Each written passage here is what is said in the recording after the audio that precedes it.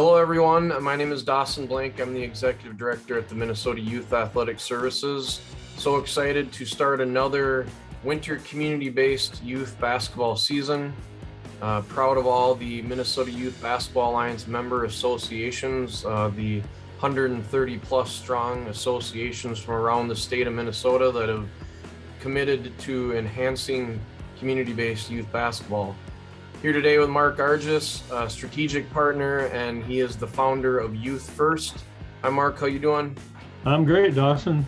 Glad to be on here with you and saying hi to all the basketball folks. Hard to believe it's basketball season already. Well, why don't you just talk a little bit about Youth First, and then we'll kind of get into the reason why we're on this recorded Zoom call here today. Okay, sounds good. Yeah, so Youth First, we started, I guess, 11 years ago now, and based here in Owatonna, Minnesota. My background is coaching and officiating, as you know, and so the goal was to really put youth first, right? And how do we do that? Well, we talk a lot about conduct, character, and community, and plugging those three things into youth activity programs, such as youth basketball. And one of the big things that I think we're going to be talking about today is really the conduct character piece. And character comes out through your actions or your conduct. And so, it's easy for parents, I think, and coaches sometimes to get caught up in, the competitive juices get flowing and my kid's playing and all those kind of things.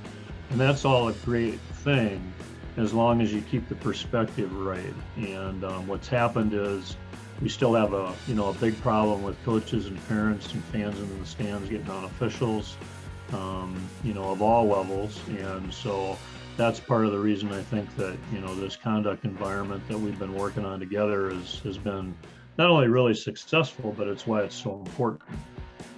I agree. And MYAS is a nonprofit, Youth First is a nonprofit. We have a mission behind what we do. And we are here as an organization that we're here to improve the delivery of youth sports services. One of our goals is underneath promoting sportsmanship, and that's why it was so important to align with Youth First a few years back. Our slogan is Youth Sports Done Right. And as Mark talked about, it's all about youth first. That's what the focus needs to be on. We're here today because we need to, as we go into this community-based youth basketball season, we need to create the environment at all of our events. If it's a in-house league game or if it's your invitational traveling basketball tournament, it's up to all of us to create that environment. So, Mark, do you want to go through a couple of steps on what that takes? Yeah, so, again, I think the big thing is setting expectations up front, which is hopefully what we're doing today with this video. Is again, just before the competitive juices start flowing, the whistles blow and the balls bounce and all of that, just to remember why we're here, right? We want to have each of the teams that are playing basketball in this particular example to have a great sports experience. Youth sports, you and I both grew up in, playing sports, and it can be a great learning classroom, if you will, or even extension of the classroom for young people to figure out who they are, right? How do they develop character? How do they develop their personalities? How do they learn to work with other people? Learn the disciplines of hard work and all those kind of things. That's really the focus of it. And as kids get older, they figure out what they like and don't like to do. You don't need to force the process. And so it's important to keep the environment safe and positive to allow them the time to do that, to figure it out.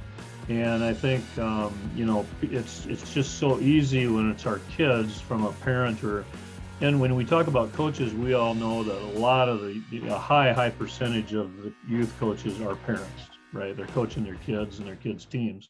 So it really all is the same conversation, that we need to kind of zoom out a little bit and take a breath and say, okay, I got to remember why we're here.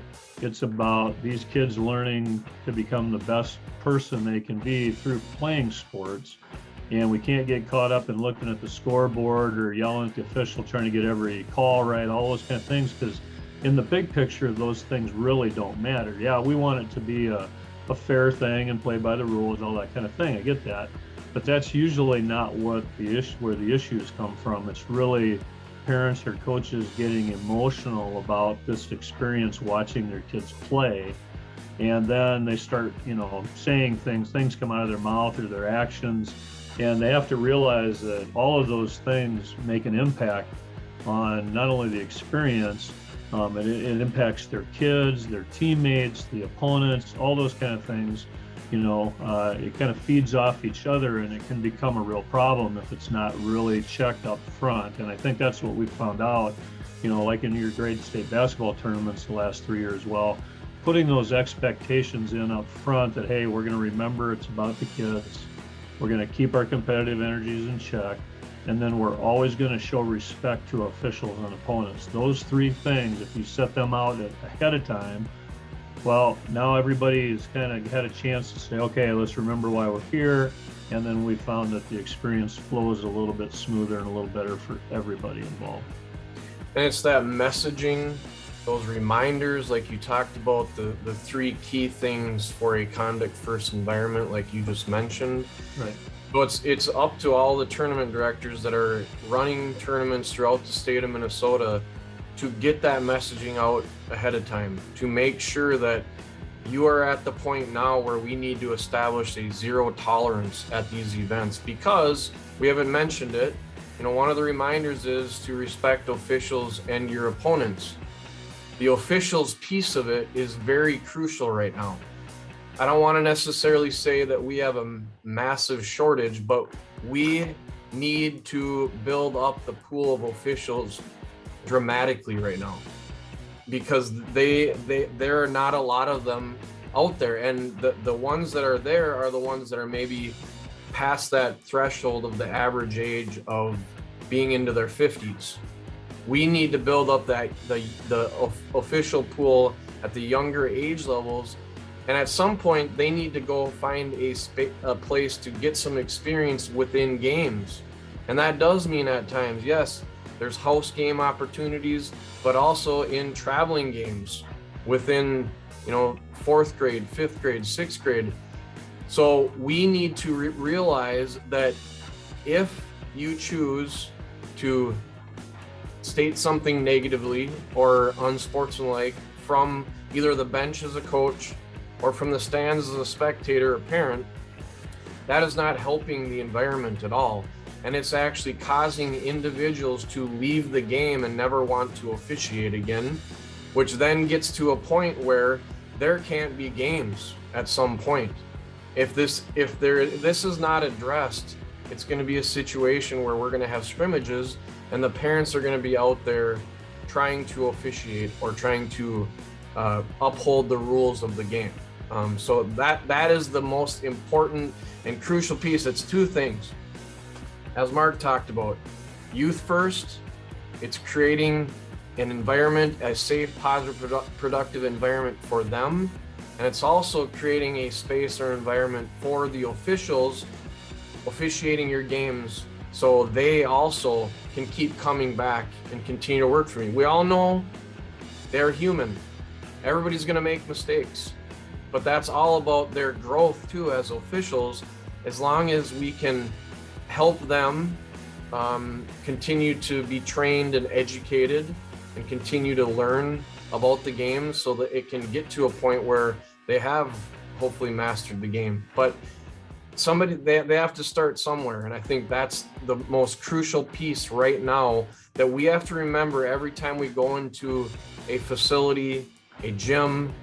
We see 2 officials. We should be thankful to have 2 officials in black and white stripes or gray and black, and they're there to officiate a game.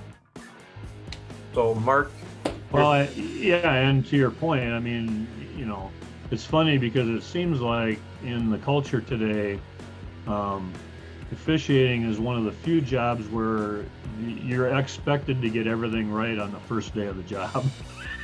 I mean, how many jobs have you had where, you think about your employment situation where, you've gone in on day 1 and knew everything and had to get everything right? It's just not realistic. And so, you know, we can't keep taking those unrealistic expectations and putting them on, especially young people, because that's where the problem is. You've got, you know, young kid, you got you know, from 13, 14 years up into college that are not equipped to have adults yelling at them in an environment like that. It's enough pressure to try to learn. Have you ever looked at one of the rule books? I know you have because you're a high school official. I mean, it's crazy to think that you could get all of those right even after being an official for 5 or 10 years. You know, it's a learning, on the job learning process.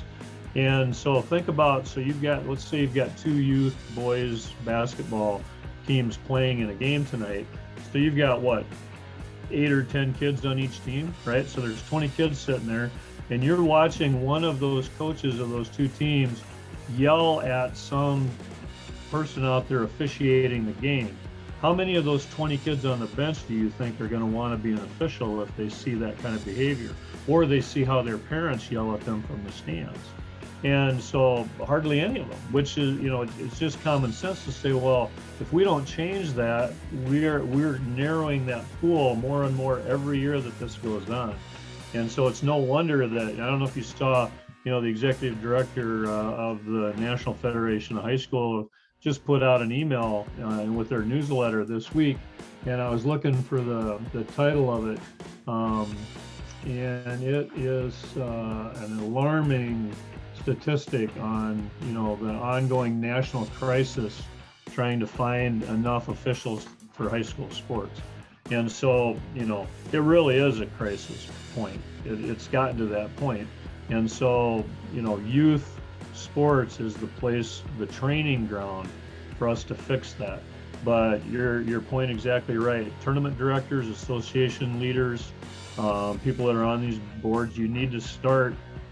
Expectation should be for your parents and coaches, hey, conduct environment, you know, remember it's about the kids, keep those competitive energies in check, and then respect opponents and officials. It's not that hard. It's a very simple formula, but you need to set those expectations with your folks up front and then hold them accountable during the season. There's got to be accountability on the other end, and I think that we've seen it in your great state tournaments. I mean, it changed immediately the first year that you set those expectations out there. It got better, and it's continued to progress. You know, we just got done doing a fall football event, and, you know, the percentage of teams was very, very high that complied. So that's great. But we need to keep that messaging going because it's going to take time. We didn't get here overnight. It's going to take time to fix it. We've got to get a lot of these young people back into the funnel of officiating and give them places to work and to learn and train and all those kind of things. And so that's great. But if we don't do that, to your point, we're not going to have enough officials to cover the games because everybody wants to play more and more and more games. You know, that's the conversation every year, right? But you can't keep doing that and have your officials pool keep declining at the same time. It's just not sustainable. So, yeah, I completely agree. I think that for parents, I'm a parent that's going to be an assistant coach for a 8th grade girls team, travel team this year. And I know that it would be wonderful as a reminder every time you walk into that specific court that your son or daughter is playing on to think, officials are here. It always does wonderful things if at the end of the game, regardless on how you felt about every single call that was made by that official, to thank them. Yep, for sure. It would be awesome. And to have a different conversation with your son or daughter at the end of a game, if they state, well, officials made some bad calls, not to just agree with them, just understand you can control what you control, and they are human and they are doing the best they can. Change the dialogue. Right. Because like Mark said, it would be wonderful for those individuals right now for traveling basketball, it's 16 and above, into the college years, to get as many of those kids that formerly were athletes, that love the game of basketball or any other sport, and they want to give back to the game, to come back into the fold and become an official. Because right now, a lot of them because of what they experienced as a player and what they heard from their parents or what they heard from their coach or from somebody else. There's no way that they want to become an official. And I think that is something that we need to just change that, because there is no other place for a 16 to 25 year old to basically make $25 an hour from the start. Yeah. I mean, that's for a basketball official or a baseball umpire. I mean, that's roughly that or more what you're getting per hour. I mean, it's not about the money, but it is a great supplemental income too for officials to be able to, when they're going to school, if they build up this passion like I did when I was in my early 20s, and I'm still doing officiating today. I'm still working games because it is a great official community. The community of officials is wonderful. And I think people don't realize what it takes, especially those that you're seeing at the high school level or the ones that are really passionate at the youth level, what it takes to be an official throughout a season. And it's a great resume builder too. I mean, we talk about athletes and leadership and teamwork and all those kind of things. Well, you have those same character traits and things that it takes for somebody to get out there and be part of the officiating world, and to help oversee those environments and work with kids and work with coaches and other people. So it's a great thing to have on your resume, just like any other extracurricular activity is. When you're talking about going to college and people are looking at those kind of things and the type of person you are when you're planning for a job down the road, and yeah, it's all great stuff. We just need, again, for people to realize there's, it's both sides of the coin. You want a great experience for your kids, of course, but part of that experience means you need to have the right environment for everybody else that's involved in making that happen, right? I mean, you can't have it one way and not the other. It just doesn't work. That formula has been broken for a while now, which is why we're kind of where we're at. So I would recommend, if there's association leaders in your basketball association are watching this, reach out to us. If they need help, we'll help them, right? We're about helping them get some signage up or giving them reminder cards, those kind of things. I think, you and I will work on, how do we implement that maybe on more of a phase 2 level next season type of thing. But a great first step this year would be to ask us for some signage or ask us for those pocket reminder cards that they can hand to the coaches before each of the games and all those kind of things. And let's continue to get the messaging out and just try to remind as many people as we can, what this is really all about. So yeah, that's great. So we will, like Mark said, we'll provide some resources out to MYBA member associations, and we strongly encourage and urge all the tournament directors of the tournaments that are out there throughout the months of November through February, all the in-house basketball games that are played, to create a conduct first environment, because that will allow for a fun and safe environment for everybody involved, with the crucial pieces of our youth athletes and our officials. Those are very important. So Mark, thanks for joining us. Thanks for the strategic partnership as always. And we wish everybody the best of luck as they start the new season, upcoming season. Take care.